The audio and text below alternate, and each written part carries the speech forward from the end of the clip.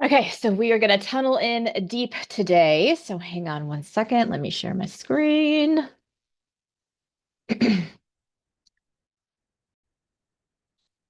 All right, so I know this is like, oh my gosh, you already drew the board. I didn't, I promise. This is just the poem that we're going to hear, and I just made a couple of notes for myself to pick up on the different allusions that we're going to hear. So the poem that we actually hear as an allusion, we only hear the second half. So it actually starts. Actually, no, I take that back. It starts here. But I wanted to like highlight some different contextual things for it as well. Okay, so let's go ahead.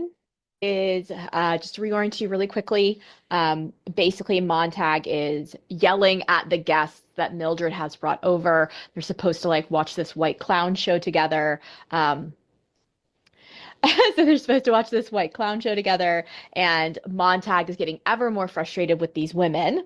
And so this is going to be basically in this book, it's pages 94, and then I'm going to stop at the top of page 102, where it says Willie Shakespeare, and now in the firehouse, these hands seemed gloved with blood. Okay, here we go. But Montag was gone and back in a moment with a book in his hand. Guy! Damn it, damn it, damn it all! What have you got there? Isn't that a book?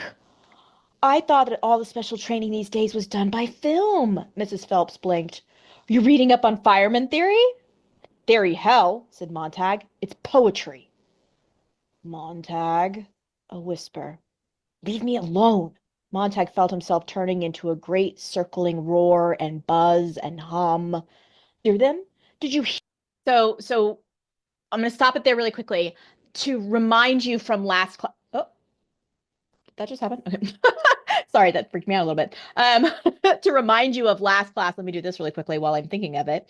To remind you of last class where Faber said, are you okay with me making you into my little bees, right? I'm gonna sit at home like a queen bee, and I'm gonna send all of my drones out into the world, and I can be in your ear and I can listen with you and I can listen for you and I can help you analyze the situation. Are you okay with that? Well, that's what Montag is right now. He's a great swarming, buzzing bee, right? So that's what we hear in this moment is him basically getting himself worked up. He's riled up.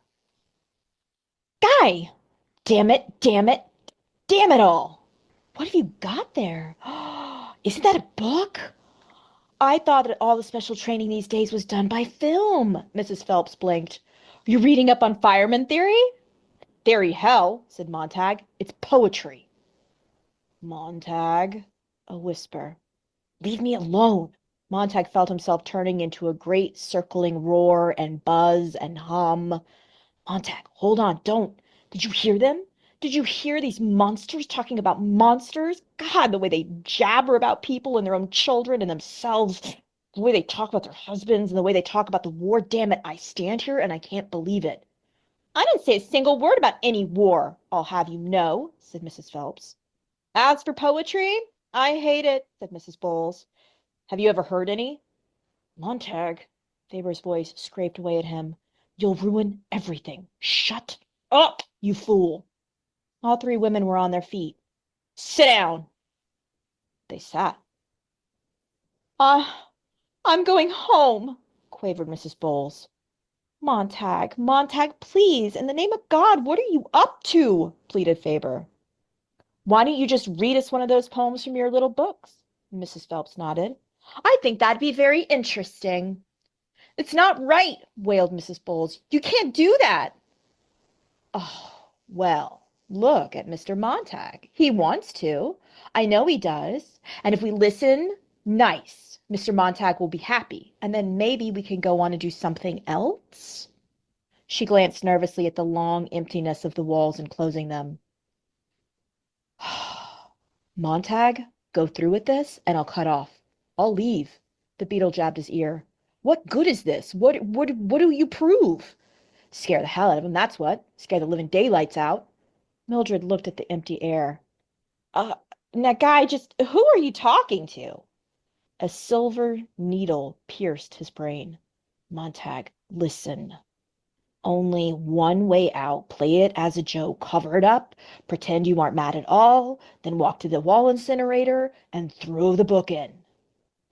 Mildred had already anticipated this in a quavery voice. Ladies, once a year, every fireman's allowed to bring one book from home, from the old days, to show his family how silly it all was.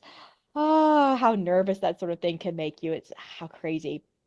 So, Guy's surprise tonight is to read you one sample to show you how mixed up things were. So, none of us will ever have to bother our little heads about that junk again. Isn't that right, darling? He crushed the book in his fists. Say yes. His mouth moved like Faber's. Yes. Mildred snatched the book with a laugh.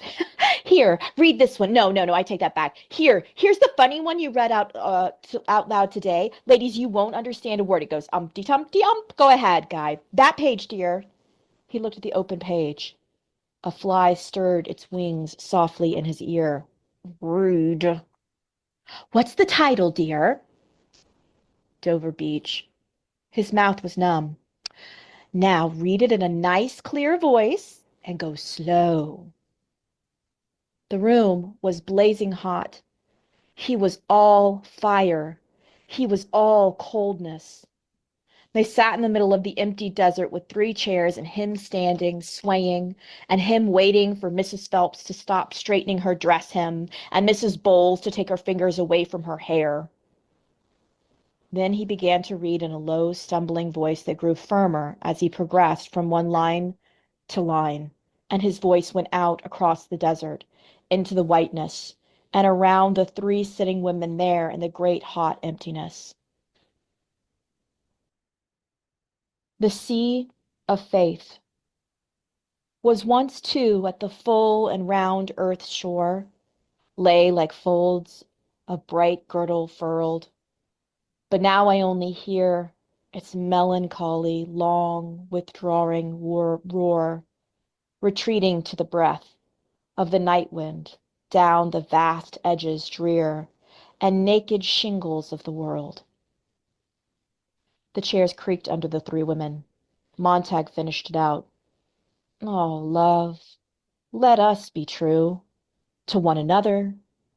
For the world which seems to lie before us like a land of dreams so various, so beautiful, so new, hath really neither joy nor love, nor light, nor certitude, nor peace, nor help for pain. And we are here as on a darkling plain, swept with confused alarms of struggle and flight, where ignorant armies clash by night. Mrs. Phelps was crying. The others in the middle of the desert watched her crying and grow very loud as her face squeezed itself out of shape. And they sat, not touching her, bewildered with her display. She sobbed uncontrollably. Montag himself was stunned and shaken. Shh, shh, said Mildred. Oh, you're all right, Clara. Oh, now, Clara, snap out of it. Clara, what's wrong? I, I, sobbed Mrs. Phelps. I don't know. I don't know. I don't know. Oh. Mrs. Bowles stood up and glared at Montag. You see? I knew it. That's what I wanted to prove. I knew it would happen. I've always said poetry and tears, poetry and suicide and crying and awful feelings, poetry and sickness and all that mush. And now you've had it proved to me. You're nasty, Mr. Montag. You're nasty. Faber said, now. Montag felt himself turn and walk to the wall slot and drop the book in through the brass notch to the waiting flames. Silly words, silly, awful, hurting words, said Mrs. Bowles. Why? Why do people want to hurt people? Not enough hurt in the world? You got to tease people with stuff like that? Clara, no. Oh, Clara, begged Mildred, pulling her arm. Come on. Oh, let's be cheery. You turn the family on. Go ahead, let's laugh and be happy. Stop crying. We'll have a party. No, said Mrs. Bowles. I'm trotting right straight home. You want to visit my house and my family? Well and good, but I won't come in this fireman's crazy house again in my lifetime. Go home. Montag fixed his eyes upon her quietly. Go home. And think of your first husband divorced and your second husband killed in a jet And your third husband blowing his brains out. Go home. Think of the dozen abortions you've had. Go home and think of all that you and your damn cesarean sections too, and your children who hate your guts. Go home. Think about how it all happened. And what did you ever do to stop it? Go home. Go home, he yelled, before I knock you down and kick you out the door. Door slammed, and the house was empty, and Montag stood alone in the winter weather, with the parlor walls, with the walls the color of dirty snow. And the bathroom water ran. He heard Mildred shake the sleeping tablets into her hand. Oh, fool. Montag, fool. God, you silly fool. Shut up. He pulled the green bullet from his ear and jammed it into his pocket. It sizzled faintly. Fool, fool. He searched the house and found the books where Mildred had stacked them behind the refrigerator. Some were missing, and he knew that she had started on her own slow process of dispersing the dynamite in her house, stick by stick. But he wasn't angry now, only exhausted and bewildered with himself. He carried the books into the backyard and hid them in the bushes near the alley fence. For tonight only, he thought, in the case she decides to do any more burning. He went back through the house. Mildred, he called at the door of the darkened bedroom, and there was no sound. Outside, crossing the lawn on his way to work, he tried not to see how completely dark and deserted Clarice McClellan's house was. On the way downtown, he was so completely alone with his terrible error, he felt the necessity for strange warmness and goodness that came from a familiar and gentle voice speaking in the night. Already in a few short hours it seemed that he had known Faber for a lifetime, and now he knew that he was two people, that he was, above all, Montag, who knew nothing, who did not even know himself, a fool, but only suspected it. And he knew that he was also the old man who talked to him, and talked to him as the train was sucked from one end of the night city to the other on one long, sickening gasp of motion. In the days to follow, and in the nights where there was no moon, and in the nights when there was a very bright moon shining on the earth, the old man would go on with his talking, and this talking, and drop by drop, stone by stone, flake by flake, his mind would well over, at last, and he would not be Montag any more. This old man told him, assured him, promised him. He would be Montag plus Faber, fire plus water. And then one day, after everything had mixed and simmered and worked away in the silence, there would be neither fire nor water, but wine. Out of two separate and opposite things, a third. And one day he would look back upon the fool, and know the fool. And even now he could feel the start of that long journey, the leave-taking, the going away from the self he had been. It was good listening to the beetle hum, the sleepy mosquito buzz, and the delicate filigree murmur of the old man's voice at first scolding him and then consoling him in the late hour of the night as he emerged from the steaming subway towards the firehouse world. Pity, Montag, pity. Oh, don't haggle or nag them. You were so recently of them. They're so confident that they'll run on forever, but they won't run on. They don't know that this is all one huge big blazing meteor that makes a pretty fire in space, but that someday it'll have to hit. And they only see the blaze and the pretty fire as you saw it. Montag, old men who stay at home afraid, tending their peanut brittle bones, have no right to criticize, yet you almost killed things at the start. Watch it. I'm with you, remember that. I understand how it happened.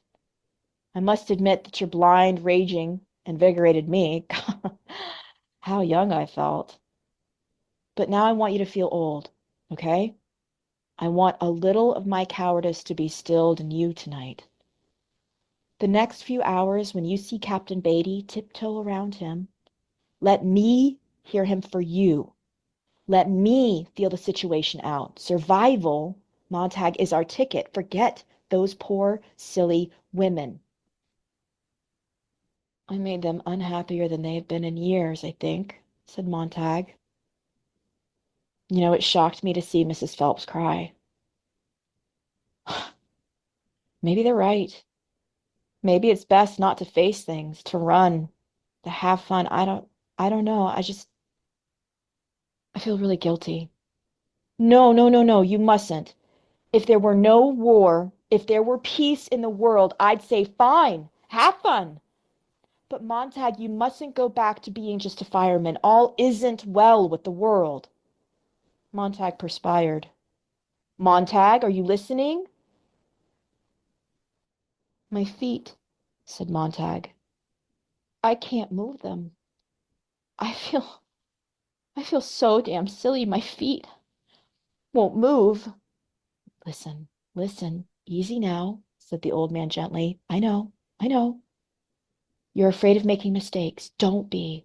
Mistakes can be profited by. Man, when I was younger, I shoved my ignorance in people's faces. They beat me with sticks. And by the time I was 40, my blunt instrument had been honed to a fine cutting point for me.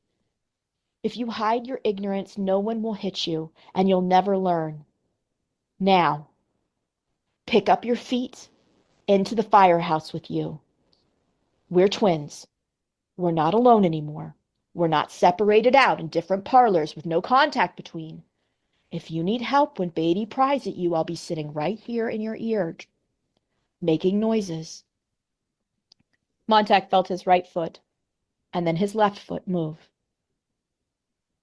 Old man, he said, stay with me. The mechanical hound was gone. Its kennel was empty, and the firehouse stood all about in plaster silence. And the orange salamander slept with its kerosene in its belly, and the fire throwers crossed upon its flanks. And Montag came in through the silence and touched the brass pole and slid up in the dark air, looking back at the deserted kennel, his heart beating, pausing, beating. Faber was a gray moth, asleep in his ear for the moment. Beatty stood near the drop hole waiting, but with his back turned, as if he were not waiting.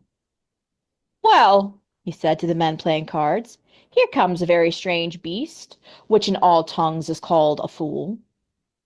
He put his hand to one side, palm up for a gift. Montag put the book in it. Without even glancing at the title, Beatty tossed the book into the trash basket and lit a cigarette. Who are a little wise, the best fools be. Welcome back, Montag. I hope you'll be staying with us now that your fever is done and your sickness is over. Sit in for a hand of poker? They sat, and the cards were dealt. In Beatty's sight, Montag felt the guilt of his hands. His fingers were like ferrets that had done some evil and now never rested, always stirred, and picked and hid in pockets moving from under Beatty's alcohol-flamed stare. If Beatty so much as breathed on them, Montag felt that his hands might wither, turn over on their sides, and never be shocked to life again. They would be buried the rest of his life to his coat sleeves, forgotten. For these were the hands that had acted on their own, no part of him. Here was where the conscience first manifested itself to snatch books, dart off with Job and Ruth and Willie Shakespeare. And now, in the firehouse, these hands seemed gloved with blood. Okay, so I'm going to stop there. Okay. So I did not want to stop the motion of this particular scene because it's two scenes really. They're so interesting, right? So the first thing that we're going to do is we are going to save this so that I don't lose it again. Okay, so the first thing that we're going to do is we're going to take a look at Dover Beach. And I wanted to give you the entire context of Dover Beach because this is one of those ones that you can really dive deeply into. But I wanted to give you just a quick little reminder that the second half of this is what Montag says, and that will be important in a minute. But the way that I think that it's best for us to understand it is actually to listen to a professor of English explain it because she explains it far better than I can. Okay, so let me fast forward this a little bit. So she gets into Dover Beach, and we're going to stop it. But I think the context surrounding Dover Beach, as well as the beginning part of the poem analysis, is also important. So I'm going to keep kind of stopping this and like explaining how it relates to Fahrenheit 451, specifically this scene of Fahrenheit 451. If that's the case, then I've made this lecture just for you. So please keep watching and subscribe to my channel for a variety of lectures on literature, writing, research, and rhetoric. I am Dr. Whitney Koster's professor of English, and I know poetry is a genre that many people find especially challenging. So let's quickly just summarize what's going on in Dover Beach before we dive into an analysis of it. This poem is a dramatic monologue, meaning that one person speaks to a silent listener. And in Dover Beach, the silent listener is the speaker's lover, who joins him at a window to overlook the waters of the English Channel. As the speaker watches and listens to the ever-changing movement of the water, the lights, the pebbles, and the tide, he expresses a growing disillusionment, uncertainty, and an existential despair over the increasing loss of faith in the modern world. Okay, so this is that whole Heraclitus stream, right? When we learn new things, it means that we have to forget the old. And it means that there is, that you can never step into the same stream twice because it's a different you, it's a different stream, it's all of those different things, right? But if you're talking about the idea of faith, whether that's faith in religion, faith in yourself, faith in what, truths may exist, faith in art, whatever faith that you hold, if it feels as though it's constantly changing, then it's very difficult to find stability in which to tack faith onto, right? So this is where this poem gets extremely interesting, again, especially in the context of the scene. What is the faith that we know that is happening in the scene right now? Montag is putting a newfound faith into the idea that maybe they could do something to affect the society to keep it from blowing itself up. That's faith number one. And then faith number two is what Mrs. Phelps and Mrs. Bowles and Mildred and their faith in entertainment and not thinking and ignorance is bliss and all of those. So two different forms of faith. But at the same time, he begs his lover to remain true to him in the midst of such uncertainty, thus suggesting that there is still a glimmer of hope since life, like the ebb and flow of the tide, is in a constant state of movement. Now, I do think that you need some context to fully appreciate and understand this poem. After all, it can seem rather dramatic when you read lines like, "Listen, you hear the grating roar of pebbles which the waves draw back and fling and bring the eternal note of sadness in." Throughout the poem, the speaker's mood shifts from hopeful to disillusioned to anguished. And even though the speaker is not Arnold himself, it seems that he is meant to express the existential crisis that Arnold experienced living in the 19th century. So what you need to know is that Matthew Arnold lived in the Victorian period, also known as the Age of Transition. It was called this because everything was changing at an unprecedented rapid pace like never before. The Industrial Revolution, the rise in materialism, the publication of Darwin's The Origin of Species, and breakthroughs in science like the discovery of dinosaur bones and geological proof that the Earth was older than biblically stated left people overwhelmed with doubt and confusion. People's once steadfast faith in their religious beliefs were now shaken to the core. In addition, these disruptions of modern society compromised Arnold's belief in the artistic ideals of his predecessors, the Romantics, writers like Byron, Shelley, Wordsworth, Keats, and Coleridge, whose poetry was driven by a strong belief in a higher divinity and emphasizing truth, beauty, and nature, which were explored through the imagination and emotion. Okay, so we talked about this a little bit before. The idea of the Romantics, especially viewed the ocean as being kind of like the great unconscious, right? The great coming together, like sing in me, oh muse, right? So when artists are tapping into that part of themselves that is like the greater understanding of what life is and philosophy and all of those things, that's kind of the great unconsciousness. And so the romantics truly believed, especially transcendentalists, truly believed that the ocean was a symbol for that. So this is Dover Beach, and in this particular poem, you could say that, the speaker is exploring the idea of love and whether or not there is anything worth trying to be in love in a time period in which basically faith is falling away. And like, what's the point of loving someone if like we feel like God doesn't really exist in the same way that we previously knew God? And like all of our understandings of science are changing. And like, oh my gosh, dinosaurs, what are even, like, these poor people are going through this like massive moment of enlightenment.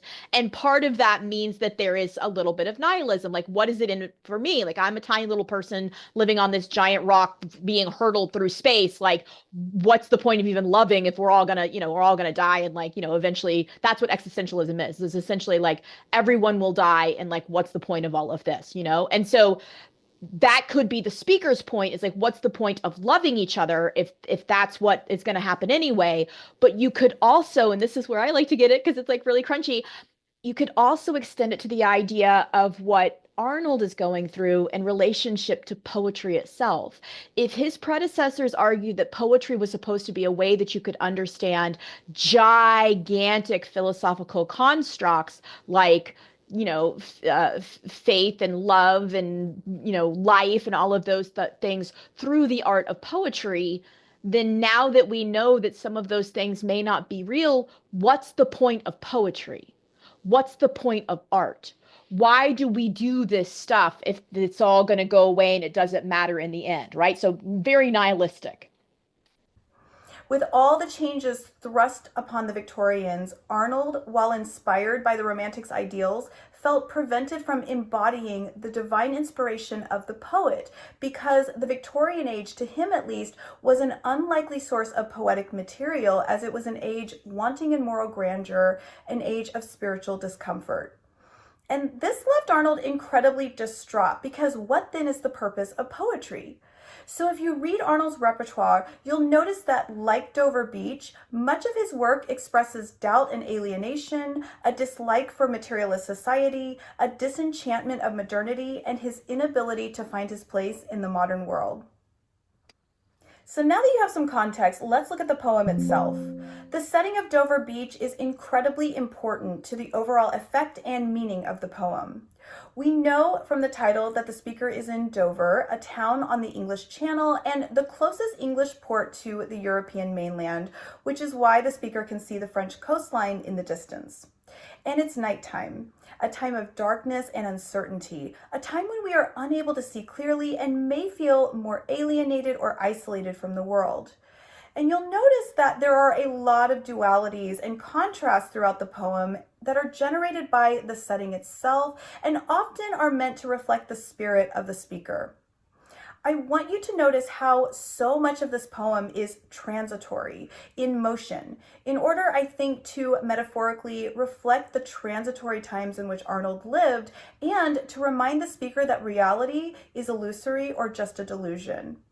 For instance, the poem opens calmly and peacefully, and there's a sense of real hope in the speaker. He says to his companion, "Come to the window, sweet is the night air." But this quickly changes when the speaker's reality is altered, when no longer just looking but listening to, he says, "Listen, you hear the grating roar of pebbles which the waves draw back and fling." Suddenly, that peaceful, calm feeling that the poem began with is replaced by the grating roar of pebbles being flung, and the feeling of hope is replaced with the eternal note of sadness. Similarly, the gleam of the French lights that the speaker can see across the water suddenly disappear and stand in stark contrast to the white cliffs. And the waves begin and cease and then begin again. Nothing is stable, not even time. For instance, whereas the first stanza takes place in the present day, the second stanza takes us to ancient Greece, where the speaker imagines how Sophocles, like himself, stood before the sea and watched the turbid ebb and flow of human misery.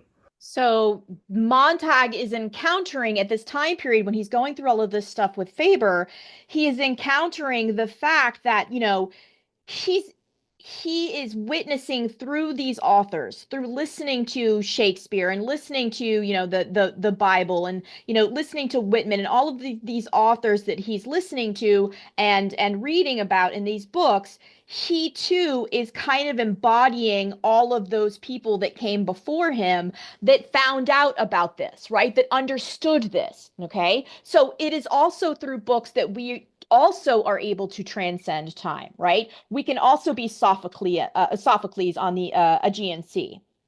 And Montag is doing that as well. Sophocles connects sadness to human tragedy, I think, and may help to explain just why we so desperately need the faith that is retreating. The instability of everything comes to a climax when the speaker metaphorically compares the water to faith, calling it the sea of faith. This sea of faith once lay like the folds of a bright girdle furled, but now it can only be heard withdrawing and retreating. Comparing people's faith in God to a girdle is a telling simile, making us think of the way a girdle secures, controls, and shapes the body. Without it, there is disarray and disorder, so to speak. And so without this conviction in religion, there is a loss of security and meaning in the world that the speaker inhabits, and he doesn't know what to do with it. Okay, obviously completely agree with her, but I'm just going to contextualize for the point of the upcoming part with Fahrenheit 451. So at the beginning of this poem, it is very kind of like sad and a little bit mournful and like, let's look out at the lights. And like you have this kind of like paradox of being lonely while also being next to someone, and your individual self are going through this kind of identity crisis while the other person is just sort of standing next to you. And that's what's happening with Montag and Mildred. He's going through an identity crisis because, like Sophocles and like the speaker of this poem, he is pondering all of the wisdom that has gone before and the wisdom that has been lost. It's that whole adage of like, we study history in order to not repeat history, but studying history shows that we have a tendency to repeat history, right? So like all of this knowledge just seems to keep like ebbing and flowing because learning it, like Heraclitus says, it's a river, you can never step into the same stream twice. So context is important. But Montag is going through this by himself,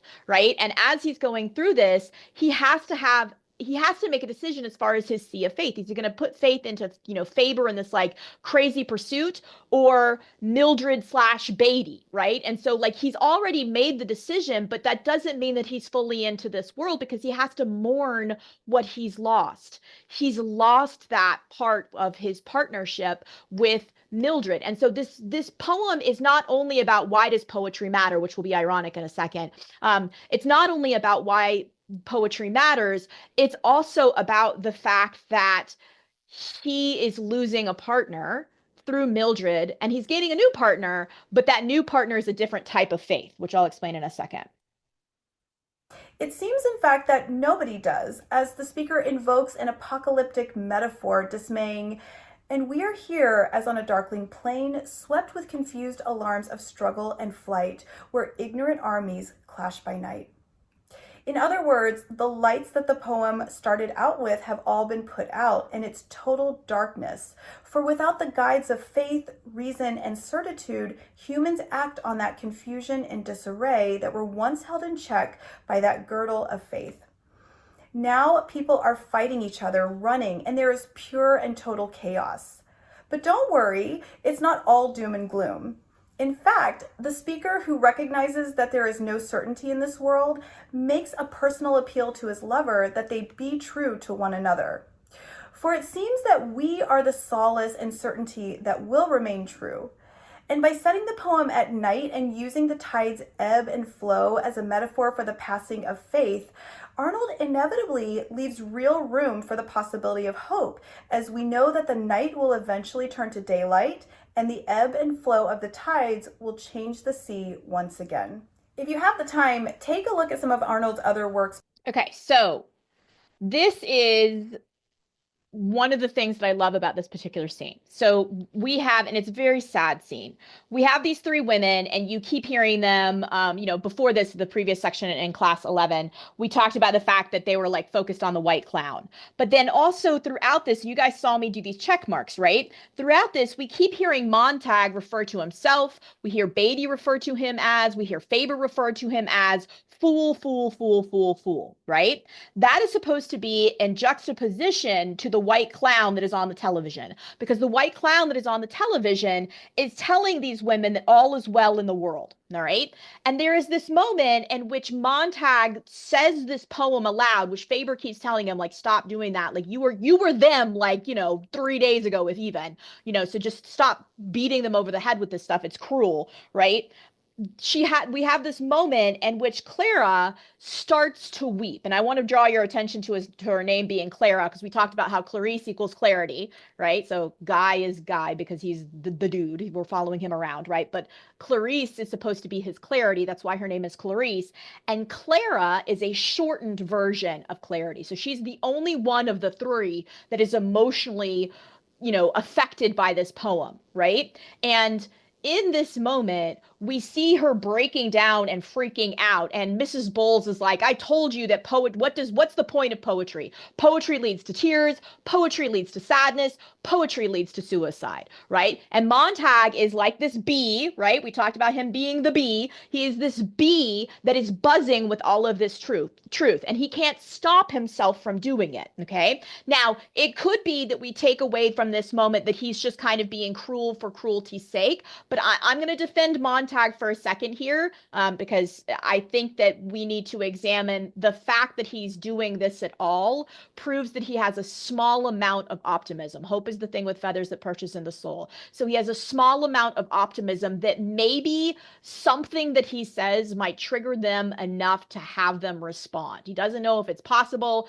but he's got to say it. He's got to try something. It's like a desperate man, clinging to this moment, of like, maybe this will get through to one of them. Like, maybe Clara will take something away from this. And he says it in a very cruel way. He says, go home and think about your dead husbands and your divorced husbands and your children who hate you.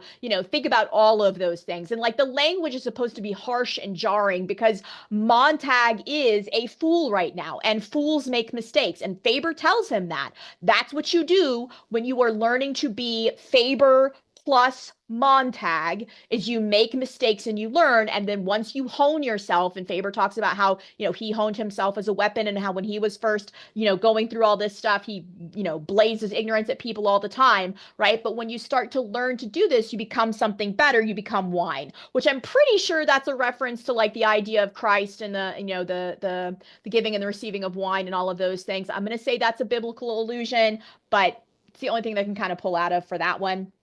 But I wanted to go back really quickly and take a look at this one stanza about the idea of hope, right? So what basically the speaker in Dover Beach says, and then I would also argue that Arnold by extension maybe felt by the time he finished this poem, is that it doesn't matter that the world will constantly change and forget and blow up and explode, that it doesn't matter that people will constantly be cruel and that they will, have darkling plains, and people will be swept with alarms of struggle and flight, and people will make ignorant armies that clash by night. None of that matters.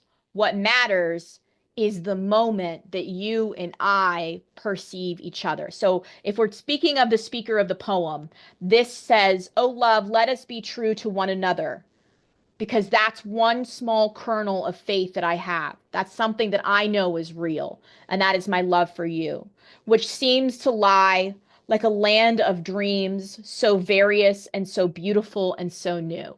I have faith in nothing else except my love for you. I have faith in nothing else because this is the only thing that gives me joy. This is the only thing that gives me hope. So various, so beautiful, so new, right? Hath really neither joy nor love nor light nor certitude nor peace nor help for pain, right? And here we are.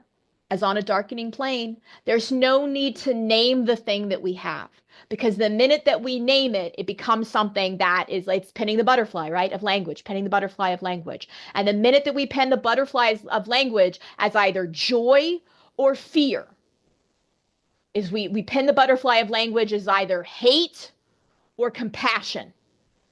Then we create that binary opposition, which we talked about before, right? Derrida's philosophical card trick, right? The minute that we do that, then we are admitting to ourselves that certitude is something that is fragile. And that's one of the things that I keep trying to emphasize over and over again, is it's not the books, it's the ideas in the books. That's why Faber is a gray moth. He's both black and white together. That's why there are paradoxes and juxtapositions throughout this particular novel. This is a Derridian novel. Like, this is a novel in which language is supposed to play. It's supposed to play back and forth with meaning. So the speaker here is saying the only thing that I can say for certain is that I can say that I feel that, like, I love in this moment. Let us be true to one another. Let us make that decision. We are making the decision to be the fool. That's what we are deciding to do. Arnold, in a time in which poetry seems to have no point, is making poetry because that's what feels good to him. That is the love that he chooses to have faith in. It's his love for poetry. So when Mrs. Bowles and Mrs. Phelps and Mildred all start to decry what is the point of poetry, how silly these things are, how it goes umpty dumpty tump, right? How it makes people feel sad and suicidal, and there's no point, and I'm not going to stay here and listen to this. Arnold basically says, you've got a choice. You've got a choice to make. What are you going to put your faith into? Are you going to put your faith into one type of white clown? Or are you going to put yourself, or you're going to put your faith into a different type of clown, a fool, if you will? All right. And this is where it gets beautiful. So the second scene, this is why I wanted to make sure to include the second scene in here. Beatty says something very important to Montag. He calls him a fool again. So another little check mark here, right? He calls him a fool again, and he says, here comes a very strange beast, which in all tongues is called a fool. Now, you could go down a rabbit hole with the play as you like it, and how this specific character might in some way, shape, or form kind of represent Montag. Maybe it represents Ray Bradbury. But I want to instead kind of pull the microscope out a little bit. Let's pull our preview, our purview out a little bit, our perspective out a little bit, and talk about Shakespearean fools in general. And I think that the Shakespearean fool is maybe it's not. I don't hang out in the Shakespearean cafes apparently, but I would say that one of the most underwritten misunderstood characters is the Shakespearean fool, because the Shakespearean fool is the observer. They have the ability in the king's court or the queen's court to walk around and point out things that are obvious and stupid. And sometimes the king or the queen is obvious and stupid. They have freedom. They have a type of freedom that pretty much no one else in the court had. They are able to say, wow, the king is so dumb, and kind of make fun of it, right? Or wow, that war didn't go well, and kind of make fun of it. And it's the fool. And the king would be seen as weak if he didn't laugh. And the queen would be seen as petty if she didn't acknowledge the truth, right? And so the fool is kind of this mirror that was allowed to exist during these time periods to hold up to those in power. Hey, look. But the fool is also an artist. The fool is a writer. The fool is someone who creates, plays or scenarios or whatever it is. And I think Shakespeare might have thought of himself as a bit of a fool, as a bit of someone who was able to take what is blatant truth and hold it up to the court, to the Elizabethan court, or to all of society, and say, this is ridiculous. Look at how funny this is. And people would laugh at it. And then maybe they would be able to take a little bit home with them, right? And Beatty says this line, here comes a very strange beast, which in all tongues is called a fool, because he thinks that Montag, and again, I'm sort of interpreting this, but he thinks that Montag recognizes what he did wrong. And so he's trying to kind of like waylay him and be like, it's okay, just put the book in my hand. We'll forget this ever happened. But the name of, and this is why I love this book, the name of this particular fool from As You Like It, his name is Touchstone. And a touchstone is a piece of fine-grained dark jasper that was used back in the day for testing alloys of gold to try to figure out whether or not the gold was pure enough to be called gold. What does a fool do? It tests the metal, pardon the pun, of the king and the court.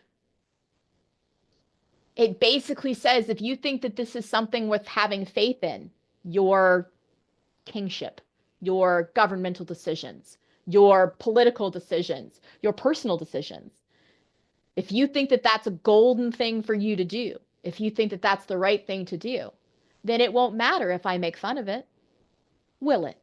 It won't matter if I do my silly little jests. None of those things can hurt you. I'm just the fool. Why are you getting so upset unless it was real, unless it was true? When's the last time that you were bothered about something real? Right? So don't get bothered about it. So we have two different fools that are existing, and one of them Beatty just called touchstone. And again, I told you these moments in which we can see Ray Bradbury like very carefully knitting, like of all of the lines, like if you go through all of the Shakespearean plays and you look for all of the lines that have to do with fools, you could probably find, a dozen, maybe a couple of dozen different plays in which there is a direct line in which someone says, "Oh, that's a fool." And he could have used any of them, but he chose to use the one by a fool named Touchstone. And what does a touchstone do? It tests the faith of those in power, of those that make the rules. So there's also this moment in which we recognize that what Faber says about the idea of war and how if this were a time of peace, it would be fine for Mildred and Mrs. Bowles and Clara Phelps to be ignorant. But it's not a time of war, because what does Millie immediately do after the ladies leave? She takes her sleeping pills, and we don't know how many she's taken, right? Okay. All right. So I'm going to stop there.